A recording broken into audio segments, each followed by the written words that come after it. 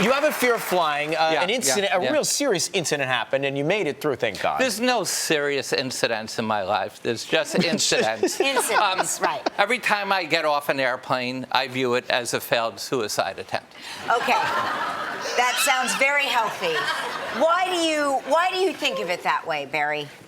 Well, there's no reason a plane should be able to fly. I mean, it weighs 400,000 pounds. Right. But it does, because they tell you it does. So I was in a plane flying from New York to LA. I dropped my family off in Colorado. I was continuing. And at 14,000 feet, heading towards Van Nuys Airport, the plane nosedived. Things came out of the cockpit beeping and screaming and squawks. And I knew I was going to die.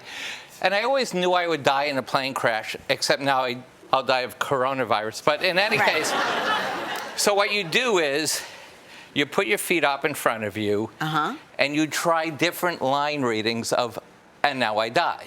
And now I die. So I went, and. So that's what you do? Yeah. And now I die. Right. And now I die. And now I die. And finally you go with, and now I die. All very valid. Yes, they're all great. Right. Well, thank you, Kelly. How did you eventually escape? We eventually landed at Van Nuys. They put on reverse thrusters, which didn't work. We were heading towards the brick wall. Somehow they make a U-turn, and then using parked airplanes as a slowing down mechanism, we hit and bounced over 5 parked Cessnas and Pipers. So each time we did that, I try yet a new version of, and now I die. A little falsetto in that read. A little falsetto. Gosh. Now we're outside the airport. We've gone through a fence. We're now destroying cars.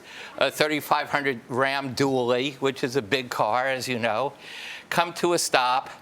And the weirder things get, the calmer I get. So there are 3 out-of-control people: pilot, flight attendant, and co-pilot. Totally out of control. Totally out of control. They can't get the door to the plane open because it's lodged against a pine tree, which happens often trying to get out of airplanes. So I say in a very calm, almost sardonic voice, I go, say, are we at all worried about that? And I point to the fuel pouring out of the engine because we're going to explode. Right. The pilot says, oh, my God, which is a great thing for a pilot to say. They race past me. Right. And I wait for instructions till I realize I'm alone on the airplane.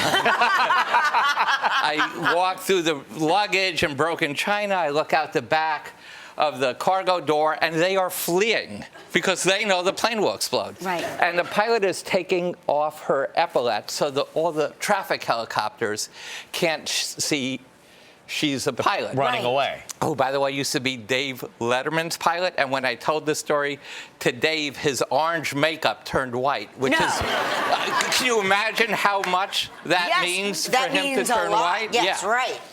So I wait, the firemen come, they're screaming at me to jump, but my fear of heights is worse than my fear of flying. I'm not going to jump off a plane. Right. So, and they weren't specific. You just want specific. You want some guy to say, me. Why does he seem so surly? Oh, that's how he always is. Okay, yes, well, can he not look at me? Or? Yeah, no, he's. This is you actually. have a fear of Arch Moore as well. Smiling. He's actually that's smiling. him being okay. Yes, great. He's Good being to know. jovial. Good. That's the happiest I've ever we've seen him. Yeah. So they say, get off the plane.